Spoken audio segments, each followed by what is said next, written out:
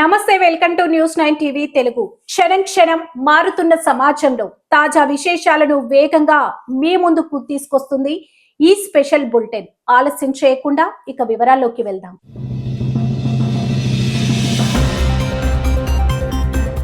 భూభారతి భూతద్దంలో వెదిక్కిన దొరకని సమాధానాలు. భూభారతి పోర్టల్ రైతులకు కొంగు బంగారం కావాల్సింది పోయి ఇప్పుడు కంటి మీద కొనుక్కు లేకుండా చేస్తుంది. రిజిస్ట్రేషన్ల ప్రక్రియలో పారదర్శకత వస్తుందని ఆశించిన సామాన్యుడికి అడుగడుగున సాంకేతిక అడ్డంకులు, అధికారుల ఉదాసీనతే స్వాగతం పలుకుతున్నాయి. వారం రోజులుగా గిఫ్ట్ డీడ్ ఆప్షన్ మాయం. కేవైసీలో ఎవరినో ఆధార్ నెంబర్లు. అసలు ఏం జరుగుతుంది? ఇది కేవలం సాంకేతిక లోపమా లేక కావాలని చేస్తున్న కుట్రలా? తెలంగాణలో భూముల విలువలు ఆకాశాన్ని తాకుతున్నాయి. ఇలాంటి తరుణంలో భూభారతి పోర్టల్ వింత పోకడలు భూ యజమానులను బెంబేలెత్తిస్తున్నాయి. ముఖ్యంగా గిఫ్ట్ డీడ్ ఆప్షన్ అకస్మాత్తుగా నిలిచిపోవడంతో వేలాది రిజిస్ట్రేషన్లు ఆగిపోయాయి. తండ్రి నుంచి వారసులకు ఆస్తి బదిలీ చేయాలన్న తక్కువ స్టాంపు డ్యూటీతో పని పూర్తి చేసుకోవాలన్నా ఇప్పుడు సాధ్యం కావడం లేదు. 3వ స్టెప్ వరకు సాఫీగా సాగుతున్న ప్రక్రియ 4వ స్టెప్ దగ్గరికి వచ్చేసరికి రీడైరెక్ట్ అవుతుంది. దీనిపై అధికారులను అడిగితే వింత సమాధానాలు వస్తున్నాయి. గిఫ్ట్ డీడ్ కాకపోతే సేల్ డీడ్ చేసుకోమని ఉచిత సలహాలు ఇస్తున్నారు. తహసీల్దార్లంటే తక్కువ ఖర్చుతో అయ్యే పనిని వదిలేసి ప్రభుత్వం కోసం భారీగా స్టాంప్ డ్యూటీ కట్టాలా? అసలు గిఫ్ట్ డీడ్ ఆప్షన్ ఎందుకు తీసేశారు? ఇటీవల వెలుగు చూసిన స్టాంప్ డ్యూటీ కుంభకోణం వల్లే ఈ నిర్ణయం తీసుకున్నారా లేక శాశ్వతంగా దీన్ని తొలగించే ఆలోచనలో ఉన్నారా అన్నది మిస్టరీగా మారింది. మరోవైపు రంగారెడ్డి నుంచి మహబూబ్ నగర్ వరకు ఒక్కటే సమస్య, అదే ఆధార్ గందరగోళం. పెండింగ్ మ్యూటేషన్ల కోసం మీ సేవా కేంద్రాలకు వెళ్తున్న రైతులకు అక్కడ షాక్ తగులుతోంది. దరఖాస్తులు తాము ఆధారిస్తే కేవైసీ స్క్రీన్ పైన ఎవరో అపరిచిత వ్యక్తుల ఆధార్ నెంబర్లు ప్రత్యక్షమవుతున్నాయి. చలాన్ కట్టి మ్యూటేషన్ ఫీజు చెల్లించినా పని కావడం లేదు. కొనుగోలుదారుడి ఆధార్ స్థానంలో ఎవరో గుర్తు తెలియని వ్యక్తి వివరాలు రావడం డేటా భద్రతపై ప్రశ్నలు రేకెత్తిస్తుంది. అడిగితే మాకేం తెలియదు అంటూ అధికారులు చేతులెత్తేస్తున్నారు. గతంలో ధరణి సమయంలో ఒక చిన్న అక్షరం తప్పు పడితేనే 4 ఏళ్ల పాటు ఆఫీసుల చుట్టూ తిరిగిన అనుభవాలు ఉన్నాయి. ఇప్పుడు సాక్షాత్తు ఆధార్ నెంబర్లే మారిపోతుంటే రేపు భూమి యజమాని ఎవరిని ఏ విషయంలో వివాదాలు తలెత్తితే బాధ్యత ఎవరిది? అధికారులు ఇప్పటికైనా మౌనం వీడాలి. భూభారతిలో జరుగుతున్న ఈ పొరపాట్లు కేవలం సాంకేతిక సమస్యలు అని సరిపెట్టుకుంటే కుదరదు. లక్షల కోట్ల విలువైన భూముల విషయంలో డేటా తారుమారైతే అది సామాన్యుడి ప్రాణాల మీదికి వస్తుంది. గిఫ్ట్ డీడ్ ఆప్షన్స్ పై స్పష్టత ఇవ్వాలి. కేవైసీ లోపాలను యుద్ధ ప్రాతిపాదికన సరిదిద్దాలి. లేదంటే ఈ పోర్టల్ ప్రజలకు భరోసా ఇవ్వడం పక్కన పెడితే కొత్త తలనొప్పులు తేవడం ఖాయం.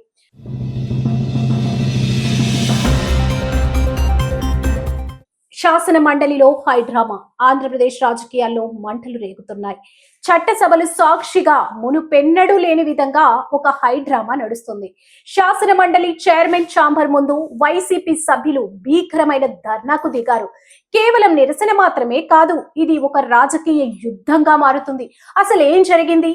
ఎందుకు ఈ స్థాయిలో వైసీపీ ఎమ్మెల్సీలు రగిలిపోతున్నారు? కారణం ఒక్కటే, CCTV ఫుటేజ్. పోడియం వద్ద జరిగిన అసలు వాస్తవాలేంటో బయట పెట్టాలని, వెంటనే ఈ ఫుటేజ్ ని తమకు అప్పగించాలని వైసీపీ సభ్యులు చైర్మన్ ఛాంబర్ ను ముట్టడించారు. ప్రభుత్వం ద్వంద్వ వైఖరి నశించాలి అంటూ వారు చేస్తున్న నినాదాలతో మండలి ప్రాంగణం దద్దరిల్లిపోతుంది.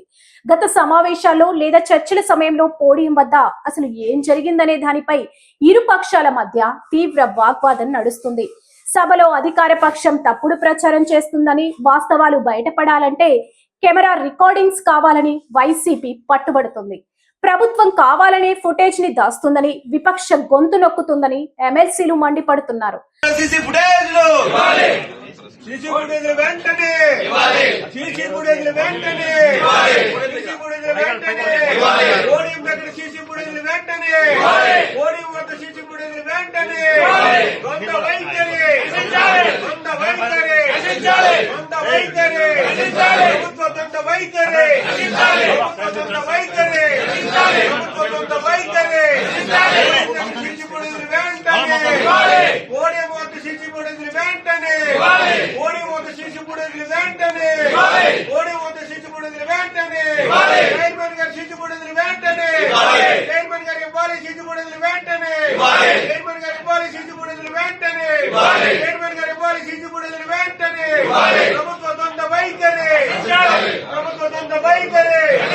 ప్రభుత్వ ప్రభుత్వ వైఖరి.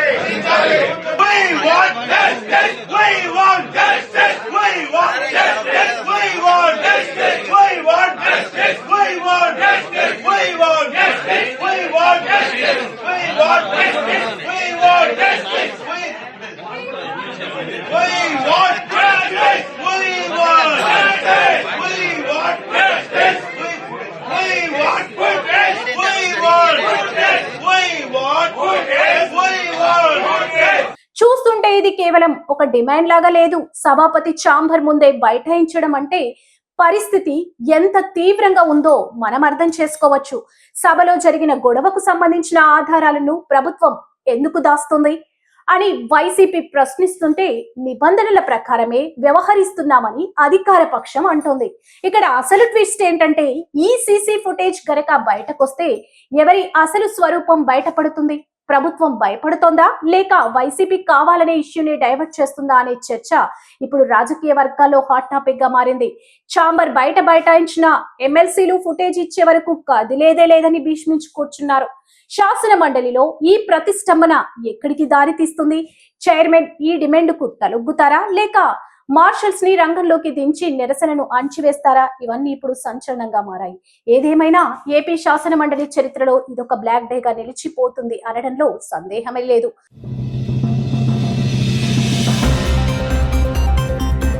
ప్రజాస్వామ్యమా, పోలీస్ రాజ్యమా? పాలకుల చెవిన పడని ఆర్తనాదాలు, శాంతియుత నిరసనలపై పోలీసుల ప్రతాపం. భాగ్యనగరం నడిబొడ్డున కోటిలోని డిఎంహెచ్ఓ కార్యాలయం సాక్షిగా నేడు ప్రజాస్వామ్యం సిగ్గుతో తలదించుకుంది. తమ న్యాయమైన డిమాండ్ల కోసం రోడ్డెక్కిన ఆశా వర్కర్లపై కాకీలు విరుచుకుపడ్డారు. ఈ పెనుగులాటలో ఒక మహిళా కార్మికురాలు ప్రాణాపాయ స్థితికి చేరుకోవడం ఇప్పుడు రాష్ట్ర వ్యాప్తంగా పెను సంచలనంగా మారింది. గత 3 నెలలుగా కడుపు మార్చుకొని చాలని జీతాలతో బతుకులేడిస్తున్న ఆశా వర్కర్ల ఓపిక నశించింది. మాకు 3 నెలల బకాయిలు జీతాలు చెల్లించాలి, కనీస వేతనం 18,000 అమలు చేయాలి, వెట్టి చాకరీ నుంచి విముక్తి కల్పించాలి అంటూ వారు శాంతియుతంగా నిరసన తెలుపుతుంటే ప్రభుత్వం చర్చలకు పిలవాల్సింది పోయి పోలీసులను ఉసిగొల్పడం ఏ రకమైన పాలన అని బాధితులు ప్రశ్నిస్తున్నారు. అక్కడ పరిస్థితి అత్యంత దారుణంగా మారింది. నిరసనకారులను చెల్లాచెదురు చేసే క్రమంలో పోలీసులు ప్రదర్శించిన అత్యుత్సాహం ఒక నిండు ప్రాణం పైకి తెచ్చింది. పోలీసుల తోపులాటలో మహిళా వర్కర్లకు ఈడ్చుకుంటూ వెళ్తుండగా ఒక ఆశా వర్కర్ ఊపిరాడక తీవ్ర అస్వస్థతకు గురై రోడ్డుపైనే స్పృహ తప్పి పడిపోయారు. చూస్తుండగానే ఆమె ప్రాణం గాల్లో దీపమైతే తోటి కార్యకర్తలు కన్నీరు మున్నీరుగా విలపిస్తుంటే అక్కడున్న దృశ్యాలు చూసే వారి గుండె తరుక్కుపోతుంది.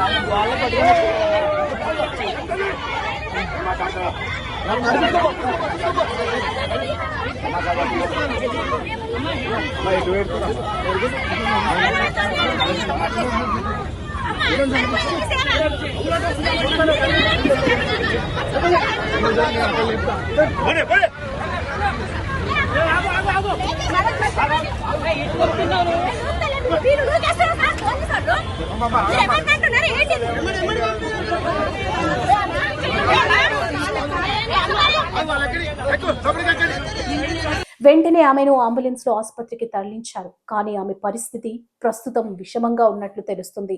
పగలు రేయి తేడా లేకుండా ఊరూరా తిరుగుతూ ప్రజల ఆరోగ్యం కోసం శ్రమించే ఈ ఆశా జ్యోతుల జీవితాల్లో చీకటి నింపడం న్యాయమేనా? వారిని రోడ్లపై ఈడ్చుకెళ్లే అధికారం పోలీసులకు ఎవరిచ్చారు? జీతాలు అడిగితే లాఠీలా? హక్కుల కోసం పోరాడితే అరెస్టులా?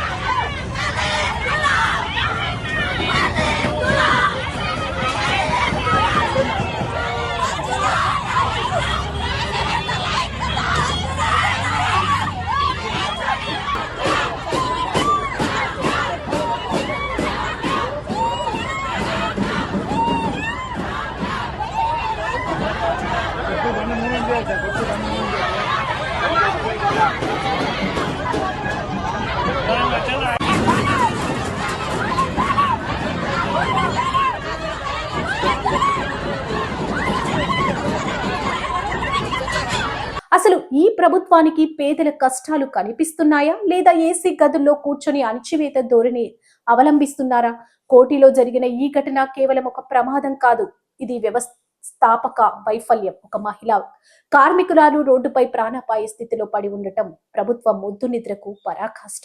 రాష్ట్ర ప్రభుత్వం తక్షణమే స్పందించాలి. బాధితురాలికి మెరుగైన వైద్యం అందించడమే కాకుండా నెలల తరబడి పెండింగ్ లో ఉన్న ఆశా వర్కర్ల సమస్యలు పరిష్కరించకపోతే ఈ నిరసన జ్వాలలు ప్రగతి భవన్ దాకా పాకడం ఖాయం.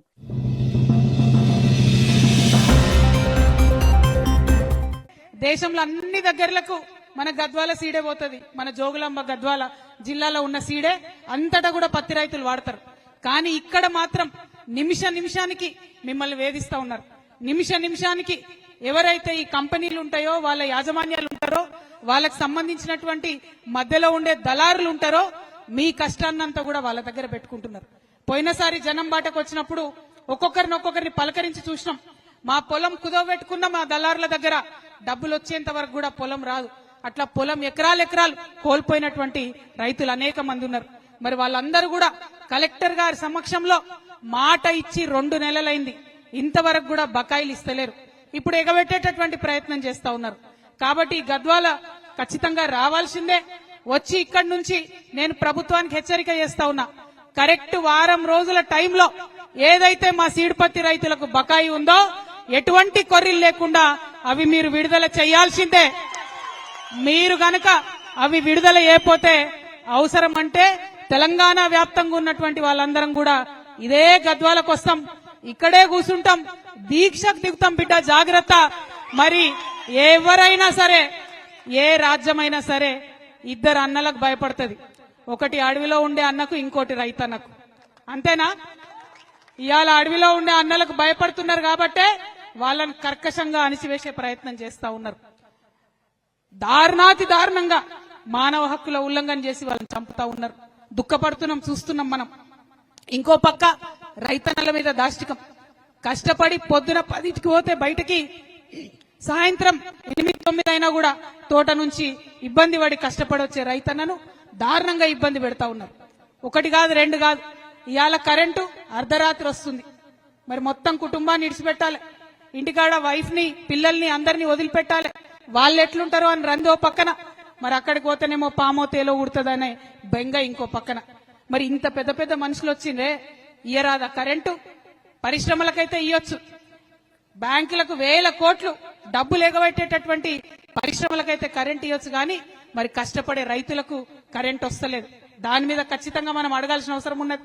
టైంకు యూరియా దొరుకుతలేదు, యూరియా ఇయ్యమంటే ఫోన్లో యాప్ పెడతారంట, ఆ యాప్ చూసి మనం బుక్ చేసుకోవాలంట. నేను ఒకటే మాట అడుగుతున్నా, మా రైతుల దగ్గర అయితే చిన్న ఫోన్లు ఉన్నాయి అబ్బా, ఎర్ర బటన్ పచ్చ బటన్, చిన్న ఫోన్ ఉంది మా దగ్గర. మరి మొదలు మా అందరికి ఐఫోన్లు ఇవ్వండి, ఆ తర్వాత యాప్ పెట్టుర్రి. అంతేనా? అందరికి ఐఫోన్లు ఇవ్వండి, ఆ తర్వాత యాప్ పెట్టుండ్రి. పెడితే మేము కూడా నేర్చుకుంటాం కదా, అదేం బ్రహ్మ విద్య కాదు. కానీ మా దగ్గర ఫోనే లేదు. ఇప్పుడు మేము ఏడబోదుము, మా పిల్లగాని ఏడ బతిమలాడదుము, ఆ చదువుకునే పిల్లని బతిమలాడి యాప్ బుక్ చేసుకొని కొనుక్కోవడానికి పోవాలి యూరియా. అంటే మీకు యూరియా ఇచ్చే చేతగాక అనేకమైనటువంటి కొర్రీలు పెడుతున్నారు తప్పితే నిజంగా రైతు మేలు కోరి కాదు. నిజంగా రైతు మేలు కోరి ఉంటే ఏం చేయాలి చెప్పలే, ఈ కాంగ్రెస్ వాళ్ళు చెప్పలే. మీరు అర్జెంట్ గా ఓన్రి ఊరుకుండ్రి, బ్యాంకుల దగ్గర లైన్లు కట్టుండ్రి. మీ దగ్గర 1,00,000 రుణమాఫీ అయిపోతే 2 లక్షలు తెచ్చుకోండి. ఇంటింట్లో ఎంతమందికి వస్తే అంతమందికి 2 లక్షలు తెచ్చుకోండి. మేము ఎక్కుతానే సోనియమ్మ పుట్టినరోజు నాడు మొత్తం రుణమాఫీ చేస్తామని చెప్పారు. అంటే పాపం చాలా మంది ఒక్కొక్క ఇంట్లో 2, 3 పోయి డబ్బులు తెచ్చుకున్నారు. కానీ ఆ 2 లక్షల రుణమాఫీ అనేది జరగనే లేదు. ముఖ్యమంత్రి గారు మొన్న చెప్తా ఉన్నారు, అందరికీ 2 లక్షల రుణమాఫీ చేసినాం. మేము ఆనాడే ఛాలెంజ్ చేసినాం, ఈ రాష్ట్రంలో 40 లక్షల మందికి 40 లక్షల మంది రైతులకు రుణమాఫీ చేస్తాం 40,000 కోట్లు అని కాంగ్రెస్ పార్టీ హామీ ఇచ్చింది. ఇవాళ రుణమాఫీ చేసింది కేవలం 25 లక్షల మంది రైతులకు మాత్రమే. అంటే ఇంకా 15 లక్షల మంది రైతులకు రుణమాఫీ జరగలేదు. ఇవి గణాంకాలు చెప్తున్నాయి, లెక్కలు చెప్తున్నాయి.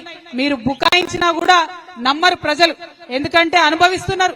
కొంతమందికి 50,000 ఉన్నోళ్ళకు కూడా రుణమాఫీ కాలే, కొంతమందికి 1,50,000 ఉన్నోళ్ళకు కూడా రుణమాఫీ కాలే. రుణమాఫీ అందరికీ చేయాలని చెప్పి ఈ ప్రభుత్వాన్ని నేను డిమాండ్ చేస్తా ఉన్నా. అదే విధంగా రైతు భరోసా ఎట్లయిపోయిందంటే ఎన్నికల కోసం ఇచ్చే గిఫ్ట్ లెక్క అయిపోయింది. మన ముఖ్యమంత్రి గారు ఏమాత్రం మొహమాటం లేకుండా ఇగో రైతు భరోసాకి వేస్తున్నా నేను, తర్వాత ఎన్నికలు పెడతా ఎంపీటీసీ డెప్యూటీసీ అని చెప్తున్నారు. అంటే కేవలం ఎన్నికలప్పుడే రైతు గుర్తొస్తుండే తప్పితే మిగతా టైంలో గుర్తొస్తలేరు. కాబట్టి రైతు భరోసా ఖచ్చితంగా వేయాలని నేను ప్రభుత్వాన్ని డిమాండ్ చేస్తా ఉన్నా. మరి మొన్న సర్పంచ్ ఎన్నికలు అయితే ఈ ఏటికి అవతల వైపు నారాయణపేటలో మా తమ్ముడు గవినోల శ్రీనివాస్ గారు డైరెక్ట్ గా యునానిమస్ గా సర్పంచ్ గెలిచి మరి బోని కొట్టిండు జాగృతికి. ఆయన జాగృతి జిల్లా అధ్యక్షుడు నారాయణపేట. మరి మున్సిపల్ ఎన్నికలు రాగానే ఆ జోగులాంబ అమ్మవారి దయతోని గద్వాల్ నుండే జాగృతి జయగంట మోగింది, జైత్రయాత్ర ప్రారంభమైంది. మొత్తం వడ్డేపల్లి మున్సిపాలిటీ గెలుచుకున్నాం. అవునా కాదా? చూసిరా లేదా మీరందరూ? మరి అదే జైత్రయాత్ర కొనసాగుతుంది. సరే ఇవాళ వాళ్ళు మనతో ఉన్నారా లేదా చర్చ కాదు, ఎందుకంటే గద్వాల్ గడ్డ మీద ఒక రకమైన రాజకీయం నడుస్తుంది. ఏ పార్టీలు ఎవరు గెలిచినా అధికారం పెట్టుంటే అటే పోయేటట్టున్నారు. అంటే అప్పటిదాకా ముఖ్యమంత్రి మున్సిపల్ చైర్మన్ పిలుచుకోలే, కానీ ఒక్క వడ్డేపల్లిలా జాగృతి జెండా ఎగరంగానే దాబాబు అని చెప్పి పిలుచుకొని అందరితో ఫోటో దిగిరంట. అంటే ముఖ్యమంత్రి దగ్గర నుంచి మొదలు పెడితే ప్రతి ఒక్కరికి కూడా ఏ పార్టీలో గెలిచినా మా పార్టీలకు రావాలనే ఒక పిచ్చి రాజకీయం గద్వాల్లో నడుస్తుంది. నేను ఇవాళ ఎమ్మెల్యే గారిని అడుగుతున్నా, మీకు ధైర్యం ఉంటే, మీకు దమ్ముంటే, మీకు చిత్తశుద్ధి ఉంటే మీరు ఏ పార్టీయో రేపు ప్రెస్ మీట్ పెట్టి చెప్పండి. ఎక్కువ వేరే ఏం చేయదు, మీరు ఏ పార్టీయో చెప్పండి. ఏ పార్టీలో ఉన్నామో చెప్పుకోలేనటువంటి వాళ్ళు మీరు ప్రజలకు ఏం చేస్తారో ఎట్లా చెప్తారు? అంటే నువ్వు కాంగ్రెసా, నువ్వు బీఆర్ఎస్ఆ? నువ్వు కాంగ్రెస్ చేసే పనులు చేస్తావా ప్రజలకు, లేదా బీఆర్ఎస్ వాళ్ళు చెప్పే పని చేస్తావా? మరి ఏం చేస్తావు? ఏం చేయకపోతే ఎందుకున్నట్టు ఎమ్మెల్యే? రాజీనామా చేయి రాజీనామా. ఎందుకు అడుగుతా ఉన్నా అంటే బీఆర్ఎస్ పార్టీ నన్ను సస్పెండ్ చేసింది. నీతి ఉంది, నాకు ధర్మం ఉంది కాబట్టి ఆ పార్టీ ద్వారా వచ్చిన ఎమ్మెల్సీకి 1 నిమిషంలో నేను రాజీనామా చేసిన. నియత్ ఉండాలి, రాజకీయాలు చేయాలంటే నియత్ ఉండాలి, ధైర్యం ఉండాలి. ధైర్యం ఉంటేనే ప్రజాసేవలో ముందడిగే వస్తుంది. మరి ఇక్కడ ఎమ్మెల్యే గారిని అడుగుతా ఉన్నా నేను, మీరు ఏ పార్టీలో ఉన్నారు చెప్పండి ఫస్ట్ ప్రెస్ మీట్ పెట్టి. ఇందాక తమ్ముడు రంజిత్ అన్నట్టు ఈయన నెలకు బీఆర్ఎస్ పార్టీకి చందా ఇస్తున్నంట. ఇయ్యడానికి వీరికి ఇంగితం లేకపోతే తీసుకోవడానికి బీఆర్ఎస్ పార్టీ కానీ ఇంగితం ఉండాలి కదా. మరి వాళ్ళు ఎందుకు తీసుకుంటున్నారన్న విషయం వాళ్ళు కూడా ప్రజలకు ఖచ్చితంగా చెప్పాల్సినటువంటి అవసరం ఉంది. మరి అది బీఆర్ఎస్ అయినా ఇప్పుడు వచ్చిన కాంగ్రెస్ అయినా 12 ఏళ్ళు అవుతుంది. మనం చిన్నప్పుడు చదువుకునేది గుర్తుంది కావచ్చు మీ అందరికీ. బిరబిరా కృష్ణమ్మ పరుగులిడుతోంది అంటే మనం మంచిగా పెద్ద పాట అనుకొని పద్యం అనుకొని నేర్చుకున్నాం చిన్నప్పుడు. కానీ ఇప్పుడు కూడా బిరబిరా కృష్ణమ్మ మనని దాటుకొని పరుగులెడుతుంది తప్పితే మన నడిగడ్డకు మాత్రం నీళ్ళు వస్తలేవు. తుంగభద్ర తన్నుకుంటూ వెళ్ళిపోతుంది మన దగ్గరికి వెళ్ళి తప్పితే మన ప్రాంతానికి నీళ్ళు వస్తలేవు. అటు తుమ్మిళ్ళ నుండి సగం కెపాసిటీ వర్క్ అవుతుంది. ఇటు నెట్టెంపాడైతే నా చిన్నప్పటి నుంచి నడుస్తూనే ఉంది నత్త నడకన. నత్తలు కూడా సిగ్గుపడుతున్నాయట, మమ్మల్ని ఇట్లా నెట్టెంపాడుకు కంపేర్ చేయకండి, దరిద్రంగా ఉంది, మమ్మల్ని అవమానం చేయకండి అని చెప్పి. నెట్టెంపాడుది ఆ పరిస్థితి ఉంది. అంటే ఇక నీళ్ళు ఎప్పుడు రావాలి నడిగడ్డకు, మరి మన కష్టాలు ఎప్పుడు తీరాలి? రైతు అనేటోడు గుండె మీద చేసుకొని ఎప్పుడు పడుకోవాలి? ఈ విషయాల్ని దయచేసి ఆలోచన చేయాలి. అందుకే నేను కోరేది మిమ్మల్ని, అది బీఆర్ఎస్ కంప్లీట్ గా నడిగడ్డను మోసం చేసింది, ఫెయిల్ అయిపోయింది బీఆర్ఎస్ పార్టీ నడిగడ్డలో. కాంగ్రెస్ పార్టీ 2.5 ఏళ్లైంది వచ్చి ఏదో వేస్తామని చెప్పొచ్చిర్రు, కంప్లీట్ గా వాళ్ళు విఫలమైంది. మరి వాళ్ళ జరగాల్సింది ఏమున్నది? నాగర్ కర్నూల్లో నిన్న జరిగినటువంటి ఘటనలో మరి మాట్లాడాల్సినటువంటి అవసరం ఉన్నది. నీళ్లు రాకపోతే అడగాల్సినటువంటి అవసరం ఉన్నది.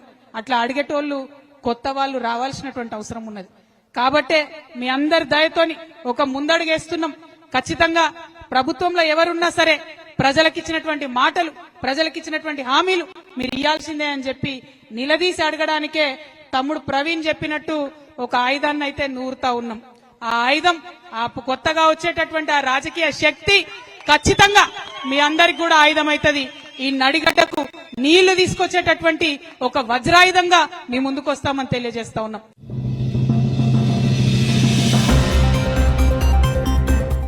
ఈ రోజు మనం ఒక వ్యక్తి కన్నీటి గాథ గురించి కాదు, ఒక వ్యవస్థాకృత అన్యాయం గురించి మాట్లాడుకోబోతున్నాం. కళ్ళున్న వారికే లోకం కనిపిస్తుంది అనుకున్నాం, కానీ కళ్ళు లేని వాడి కష్టాన్ని చూసే కళ్ళు ఈ ప్రభుత్వానికి, అధికారులకు లేవా? నిర్మల్ జిల్లా కుబీర్ మండలం కోట్ల గ్రామానికి చెందిన కాసారం రాజేశ్వర్ 100% అంధత్వం. లోకం చీకటి కావచ్చు, కానీ అతని ఆశలు మాత్రం వెలుగు కోసం 10 ఏళ్లుగా పోరాడుతున్నాయి. 2017 నుండి ఇప్పటి వరకు పదుల సంఖ్యలో కలెక్టర్లు మారారు, ప్రభుత్వాలు మారాయి, హామీలు మారాయి, కానీ రాజేశ్వర్ తలరాత మాత్రం మారలేదు. ప్రశ్నిస్తున్నా, వ్యవస్థలో ఉన్న పెద్ద మనుషులారా, మీరు వేసే ఆ అడుగులు లెక్కలేంటి?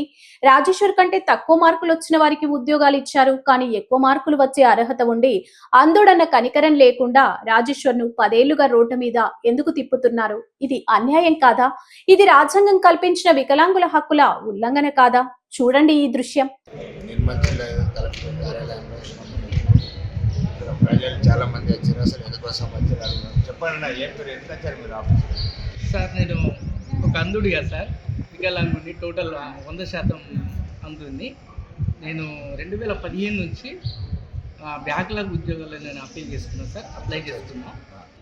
అప్లై చేసుకుంటే అందులో ఆఫీస్ సబార్డినేటర్ అటెండర్ పోస్ట్ ఉండే సార్. ఆఫీస్ సబార్డినేటర్ పోస్ట్కు నేను సార్ మెరిట్ లిస్ట్లో ఫస్ట్ లిస్టులో ఉండాలా, నన్ను కోర్టుకు కమిట్మెంట్ చేశారు. దాని మీద కలెక్టర్ గారికి నేను అప్పీల్ చేసిన సార్. మరి కోర్టులు ఎట్లా వచ్చినా, ఏ విషయంలో వచ్చినా అంటే దాని మీద ఒక రిఫరెన్స్ కాలం ఉండే 8 అంశాలు ఉన్నాయి సార్. 8 అంశాల ప్రకారం నేను కలెక్టర్ గారికి పిటిషన్ అప్రూవ్ చేస్తే దాని మీద నాకు డిఆర్ఓ గారికి ఎంక్వైరీ ఆఫీసర్గా ప్రమోట్ చేసింది ఆదిలాబాద్ జిల్లాలో. ఆయన పెండింగ్ చేస్తే ఆ తదుపరి మళ్ళీ వచ్చిన మంత్కు మళ్ళా కలెక్టర్కే, జగన్మోహన్ కలెక్టర్ గారు ఉన్నప్పుడు నేను అప్పీల్ అయినా.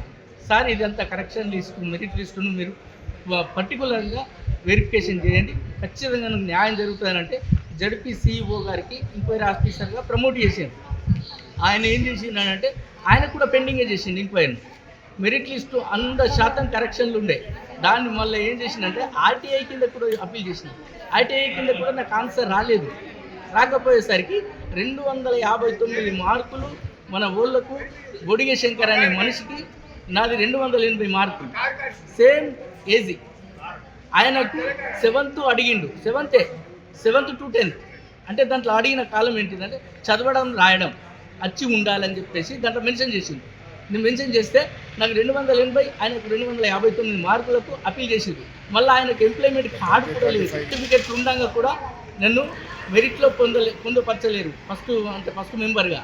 అది దాన్ని ఏం చేసిందంటే నేను ఇట్లా కంటిన్యూ అయ్యేసరికి నన్ను సరోజిని హాస్పిటల్కు లెటర్ ఇచ్చి పంపించారు మెడికల్ ఎంక్వైరీ కోసం, వెరిఫికేషన్ కోసం. అక్కడ నాకు 100% హైదరాబాద్.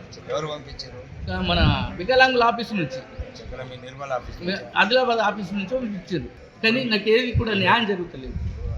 నువ్వు ఏదైతే కలెక్టర్ మేడంకు లెటర్ ఇచ్చినాము. అవును మేడం ఏం స్పందన ఇచ్చారు మీరు? మేడం గారు రిపోర్ట్ ఇస్తామని చెప్పేసి మాట్లాడింది. మేడం ఏదున్న రిపోర్టు నాకు పోస్ట్లో పంపించండి, నేను ఏ డేట్లో మెన్షన్ చేసినో ఆ డేట్ ప్రకారం నాకు రిపోర్ట్ పంపించండి అని చెప్పేసి ఏదున్న పర్టికులర్గా రూల్ అండ్ రెగ్యులేషన్లో పంపించండి. నేను చేస్తున్న ఏదైతే బ్యాక్లకు ఉద్యోగాల కోసం ఏదైతే పర్టికులర్గా నేను అప్పీల్ చేసిందో దాని ప్రకారం మీరు నాకు పంపించండి అని చెప్పేసి మాట్లాడింది. మళ్ళీ 2016లో కూడా నన్ను మళ్ళీ 4th ప్లేస్లో వేసిండు. ఇంకొకటి వాచ్మెన్ ఉండే, వాచ్మెన్కు 4th ప్లేస్లో వేసిండు. అయినా కూడా నాకు అందలేదు సార్. 2 మెరిట్ లిస్టులను మేడం గారికి నేను అక్కడ ఈ నిర్మల్ జిల్లాకు అప్పీల్ చేసిన, అది ఏమైనా రిపోర్టు రాలేదు, ఏదో ఒకటి పంపించాలన్న ఉమ్మడి జిల్లా నుంచి కరెక్ట్ ఆన్సర్ అత్తలేదు. ఏదున్న మేడం దయచేసి ఏదున్న పర్టికులర్గా ప్రతి ఫైల్ను మీరు రిఫర్ చేసుకోండి, నాకు ఖచ్చితంగా 100% న్యాయం జరుగుతుంది నా మనస్ఫూర్తిగా కోరుకున్నా. అయినా ఇప్పుడు వస్తే కూడా వాళ్ళు ఏమంటున్నారు అంటే రిపోర్ట్ ఇస్తాం, నేను ఇచ్చి దగ్గర నెల 15 రోజులు అవుతుంది. రిపోర్ట్ ఇప్పుడు ఇస్తామని చెప్పేసి ఉమ్మడి జిల్లా నుంచి వచ్చింది, ఇప్పుడు ఇస్తామని చెప్పేసి నన్ను అక్కడ కూర్చుండబెట్టుకున్నాను. మా మామ వృద్ధురాలు 75 సంవత్సరాలు ఒక పెద్ద మనిషిని పట్టుకొని వచ్చిన, కానీ నేను బాధను వాళ్ళు అర్థం చేసుకుంటలేరు, గవర్నమెంట్ అర్థం చేసుకుంటలేరు, ఆఫీసర్లు అర్థం చేసుకుంటలేరు. మరి ఏం చేయాలి చెప్పండి? ఒక 10 సంవత్సరాల నుంచి నాలాంటి వికలాంగులు ఎవరు కూడా ఇంత ఉద్యమం చేయలే. లాస్ట్కు మరి చేయని ఎడల నేను మరి నా పరిస్థితి ఏంటిదో నేను ఎక్కడైనా విన్నవించుకుంటా, లేదంటే ఇక లాస్ట్కు సూసైడ్ కూడా హైదరాబాద్లో నేను ప్రగతి భవన్లో కూడా నేను చేసుకునడానికి సిద్ధంగా ఉన్నా. అమ్మని తీసుకొని డైరెక్ట్గా వెళ్తా అని చెప్పేసి నేను పూర్తిగా అలా కోరుకుంటున్నా. న్యాయం జరగని ఎడల నాకు త్వరలోనే పూర్తిగా వెరిఫికేషన్ జరగాలని చెప్పేసి కోరుకుంటూ నేను మీ న్యూస్కు స్వాగతిస్తున్నాను. నిర్మల్ జిల్లాలో కౌట్ల మండలం, సరంపూర్ మండలం కౌట్ల గ్రామం నుంచి ఈరోజు నిర్మల్ కలెక్టర్ కార్యాలయానికి చేరుకున్నాడు ఆశారాం రాజేశ్వర్ అని చెప్పేసి. నా బాగా ఏంటంటే ఈయన ఫస్ట్ మెరిట్లో ఉన్నారు, నంబర్ 1 మెరిట్లో ఉన్నా కూడా ఈయనకి ఎటువంటి స్పందన లేదు. ఈయన జాబ్లో కూడా ఎక్కడ స్పందన లేదు. 4th క్లాస్ ఉండాలని కూడా స్పందించారు, జాబ్ ఇచ్చారు, కానీ నంబర్ 1 ఉన్నా కూడా జాబ్ ఇస్తలేడు అని చెప్పేసి ఈయన ప్రాబ్లం ఇది. ఇప్పటికైనా ప్రభుత్వం మాత్రం ఎన్క్వైరీ అని చెప్పేసి ఆశిస్తుంది. తనకు కళ్ళు లేవు కాబట్టి 75 ఏళ్ల వయసున్న తన ముసలి తల్లిని తోడుగా తీసుకుని ఆఫీసుల చుట్టూ తిరుగుతున్నాడు. ఆ తల్లి ఆవేదన మీకు వినిపించడం లేదా? కొడుక్కు ఒక దారి దొరకకపోతే ప్రశాంతంగా కన్ను ముద్దామనుకునే ఆ తల్లి కన్నీటిని ఏ అధికారి తోడుస్తారు?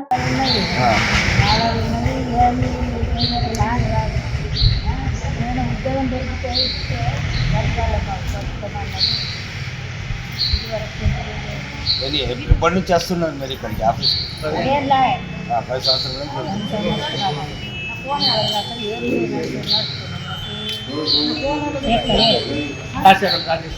సమాచార హక్కు చట్టం కింద అడిగినా సరైన సమాధానం ఇవ్వని ఈ మొండి వైఖరికి కారణమేంటి? అసలు మీ దృష్టిలో అందులెవరు? కళ్ళుండి కూడా ఒక నిరుపేద వికలాంగుడికి జరుగుతున్న అన్యాయాన్ని చూడలేకపోతున్న మీరా, లేక కళ్ళు లేకపోయినా తన హక్కు కోసం 10 ఏళ్లుగా పోరాడుతున్న రాజేశ్వర? సమాజం ఎటుపోతుంది? మీరు పంపిణీ చేసే పథకాలు, మీరిచ్చే హామీలు రాజేశ్వర్ లాంటి అర్హులకు అందనప్పుడు ఆ కుర్చీలో కూర్చొని ఏం చేస్తున్నారు? రాజేశ్వర్ ఈ రోజు ఒక హెచ్చరిక చేస్తున్నాడు. తనకు న్యాయం జరగకపోతే ప్రజాభవన్ ముందు ప్రాణ త్యాగానికి సిద్ధం అంటున్నాడు. ఒక వికలాంగుడు ఆత్మహత్య చేసుకునే వరకు పరిస్థితిని తీసుకెళ్తారా? ఇప్పటికైనా జిల్లా కలెక్టర్, స్థానిక నాయకులు, సంబంధిత శాఖ అధికారులు స్పందించాలి. రాజేశ్వర్ కి జరిగిన అన్యాయాన్ని సరిదిద్దాలి. News9 తరపున మేము డిమాండ్ చేస్తున్నాం. అర్హత ఉన్న రాజేశ్వర్ కి తక్షణమే ఉద్యోగం కల్పించి ఆ కుటుంబానికి భరోసా ఇవ్వాలి. లేదంటే కళ్ళు ఉండి కూడా నిద్రపోతున్న ఈ వ్యవస్థను నిలదీస్తూనే ఉంటాం. రిపోర్టింగ్ షేక్ ముఖ్తార్ అలీ.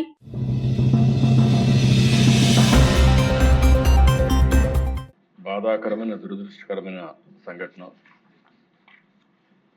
దీన్ని ఎవరైతే ఇప్పటికే మీరు చూసే ఈ సంఘటన కూడా ఇప్పుడే మినిస్టర్ గారు ఎక్స్ప్లెయిన్ చేశారు. కిమ్స్ ఆసుపత్రి సమాచారం ప్రకారం వాంతులు, కడుపు నొప్పి, మూత్రం నిలిచిపోవడం, డయాలసిస్ సమస్యతో పేషెంట్లు వచ్చారు. వీళ్ళందరూ కూడా లాలా చెరువు ప్రాంతంలోని చౌడేశ్వర్ నగర్, స్వరూప్ నగర్కి చెందినవారు. క్లినికల్ పరీక్షల్లో రక్తంలో యూరియా మరియు సీరం క్రియాటిన్ స్థాయిలు పెరిగినట్లు గమనించారు. ఇమ్మీడియట్గా ఆ నమూనాలని తీసుకుని ఎక్కడి నుంచి వస్తుంది, సోర్స్ ఏంటి, అన్ని విధాలు కూడా ఎంక్వైరీ చేస్తున్నారు. ఇది ఒకసారి చూస్తే దిశ కోరుకొండ మండలం నర్సాపురం గ్రామం వరలక్ష్మి మిల్క్ డైరీ ఒక 106 మందికి మిల్క్ సరఫరా చేయడం, ఆ మిల్క్ని ఆ డైరీ నుంచి వచ్చే మిల్క్ దీనికి కారణమని ప్రాథమికంగా నిర్ధారించారు. దీనివల్ల దేశ ఇప్పటికే 4 చనిపోయారు, 8 మంది హాస్పిటల్లో ఉన్నారు, ఇంకా 2 వెంటిలేటర్ పైన ఉన్నారు. ఇవన్నీ కూడా ఎప్పటికప్పుడు మానిటర్ చేస్తూ వీళ్ళు కూడా చనిపోయిన వాళ్ళని చూస్తే 3 అయితే 70 years అబవ్ ఉన్నారు. కృష్ణవేణి 74, రాధాకృష్ణమూర్తి 76, శేషగిరిరావు 72, రమణి మాత్రం 58, 2 మహిళలు 2 పురుషులు ఉన్నారు. అయితే దిశ ఇవన్నీ చూసిన తర్వాత మొత్తం నమూనాలను కూడా తీసుకొని డిఫరెంట్ ల్యాబ్స్కి టెస్టింగ్ పంపించారు. ఎవరైతే దీనికి ప్రధాన కారణమైనటువంటి వ్యక్తి పోలీస్ డిపార్ట్మెంట్ కస్టడీలో కూడా తీసుకున్నారు. ఇన్వెస్టిగేషన్ ముమ్మరంగా జరుగుతూ ఉంది. ఈ నమూనాలు కూడా state food laboratory Hyderabad, state food laboratory Visakhapatnam, Vimta labs హైదరాబాద్కి నమూనాలు పంపించారు. కేసు కూడా ఎవరైతే మృతురాలు తాడి కృష్ణవేణి కుమారుడు సీతారామయ్య ఇచ్చారు, దాన్ని ఆధారంగా చేసుకుని 194 సెక్షన్ కింద బిఎన్ఎస్ఎస్ కింద సెక్షన్ 174 సిఆర్పిసి కింద కేసు కూడా బుక్ చేశారు. ఇతను ఎవరైతే డైరీ మెయింటైన్ చేస్తున్నాడో అద్దాల గణేశ్వరరావు, అతన్ని పోలీసులు తీసుకుని మొత్తం కూడా ఇన్వెస్టిగేషన్ చేస్తున్నారు. ఏదేమైనా దిశ అన్ని విధాలు కూడా 360 డిగ్రీ ఇప్పుడే మంత్రి గారు చెప్పినట్టు ఎంక్వైరీ చేస్తున్నాం. నేను ఒకటే విజ్ఞప్తి చేస్తున్నా, ప్రతి ఒక్కరికి ఉదాసీనత ఏమాత్రం పనికిరాదు. ఒకవేళ కావాలని చేసుంటే ఏదైనా కక్కుర్తిపడి కలుషితం చేస్తుంటే మాత్రం చాలా సీరియస్గా ఉంటాం. ఒకవేళ ఏం జరిగిందో మొత్తం ఎస్టాబ్లిష్ చేసి దోషులపైన కఠినమైన చర్య తీసుకుంటాం. మళ్ళా ఒకసారి విజ్ఞప్తి చేస్తున్న, రాష్ట్రంలో ఉండే ప్రతి ఒక్కరు కూడా కల్తీ చేయడం కానీ అడల్ట్రేషన్ రావడం కానీ ప్రజలకు ఇబ్బంది కలిగే విధంగా ఎవ్వరు ప్రవర్తించినా ఈ ప్రభుత్వం ఉదాసీనంగా ఉండదు, చాలా కఠినంగా ఉంటాం. ఆ విషయం గుర్తుపెట్టుకోవాల్సిందిగా మరొక్కసారి హెచ్చరిస్తూ, ఎవరైతే చనిపోయారో ప్రాథమికంగా 4 చనిపోయారు. ఆ 4కి ఒక 10 లక్షల రూపాయల చొప్పున ఆర్థిక సహాయం చేస్తూ, అదే సమయంలో ఎవరైతే హాస్పిటల్లో ఉన్నారో వాళ్ళని పూర్తిగా రికవర్ అయ్యే వరకు వారికి ఎంత డబ్బులైనా ఖర్చు అయినా ఆ డబ్బులు కూడా ఖర్చు పెట్టి వారికి పూర్తిగా సహకరిస్తామని చెప్పారు. ఒకసారి తెలియజేసుకుంటూ, చనిపోయిన కుటుంబాల పట్ల నా ప్రగాఢ సానుభూతి తెలియజేసుకుంటూ, ఆ చనిపోయిన వాళ్ళకి ఆత్మశాంతి కలిగాలి భగవంతుని ప్రార్థిస్తూ సెలవు తీసుకుంటాం. వేగమే మా మార్గం, వార్తలే మా లక్ష్యం. నిరంతరం సమాజ హితం కోసం శ్రమిస్తూనే ఉంటాం. మరిన్ని స్పీడ్ న్యూస్ బులెటిన్స్ కోసం చూస్తూనే ఉండండి News9 TV తెలుగు.